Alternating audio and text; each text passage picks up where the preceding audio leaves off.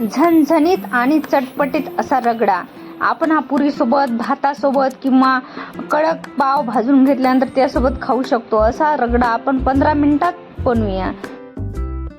आता आपण रगडा बनवणार आहोत. त्याच्यासाठी साहित्य: मी हे वाटाणे भिजत घालून घेतले होते. ह्यात आपण ते टाकून घेणार आहोत. माझ्याकडे पांढरे वाटाणे होते, तुमच्याकडे हिरवे असते तर तुम्ही हिरवे पण घेऊ शकता. मी पांढरे घेतले. पांढऱ्याचं पण खूप छान लागते. पांढऱ्याची चव वेगळीच लागते.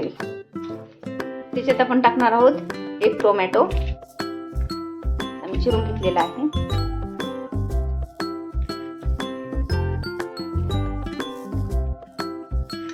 एक बटाटा,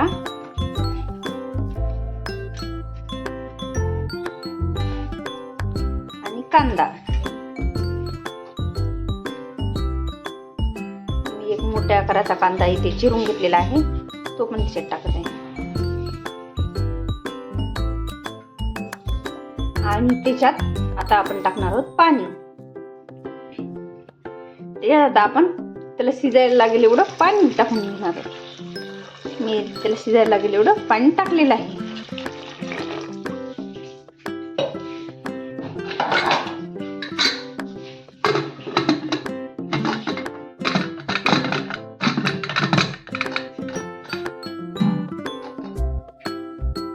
आता याच्या आपण 2 ते 3 शिट्ट्या करून घेणार आहोत. 2 मोठ्या आणि 1 बारीक गॅसवर, अशा 3 शिट्ट्या आपण इथे करून घेणार आहोत. हे बघा, आपला रगडा शिजून तयार आहे. बघा, हे छान पैकी असं शिजलेलं आहे. ह्याच्यासाठी आता आपण फोडणी करून घेणार आहोत. चला तर मग आता आपण ह्याच्यासाठी फोडणी करूयात. हे बघा, मी थोडंसं याच्यात तेल टाकून घेत आहे. 1 चमचा तेल,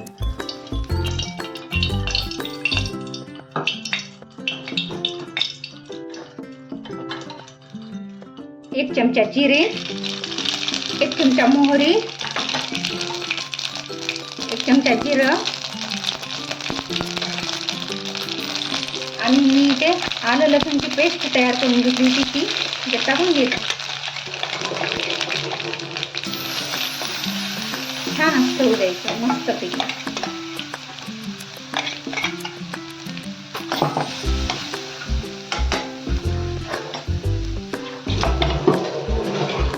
कढीपत्ता,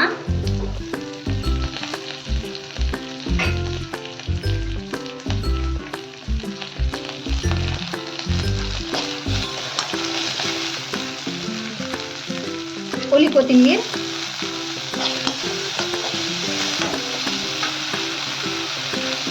हळद 1 चमचा,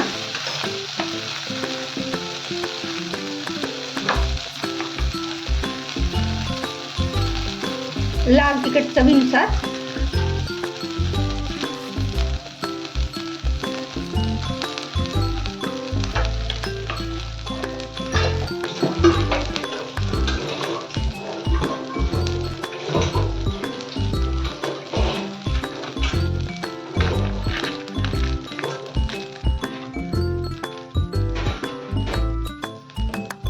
गरम मसाला किंवा किचन किंग मसाला, 2 पैकी 1 ह्याच्यात टाकायचा. छान टेस्ट येते. आता सगळं मिश्रण आपलं तयार झालेलं आहे. आता आपण ह्याच्यात ते बनवलेला रगडा ह्याच्यात टाकून घेणार आहोत.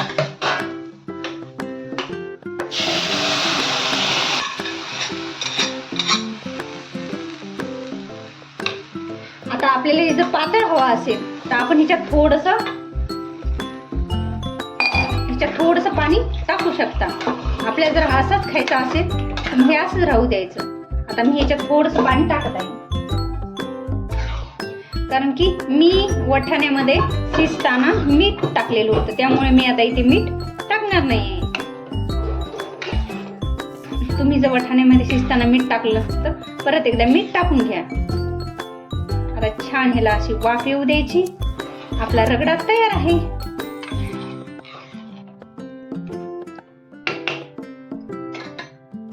त्याच्यावरून अशी ओली कोथिंबीर टाकून घ्यायची.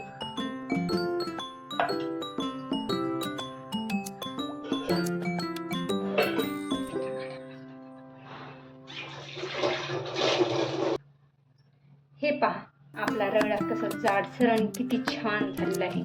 आपण ही पुरी सोबत किंवा चपाती सोबत, भातासोबत, कशासोबत पण खाऊ शकता.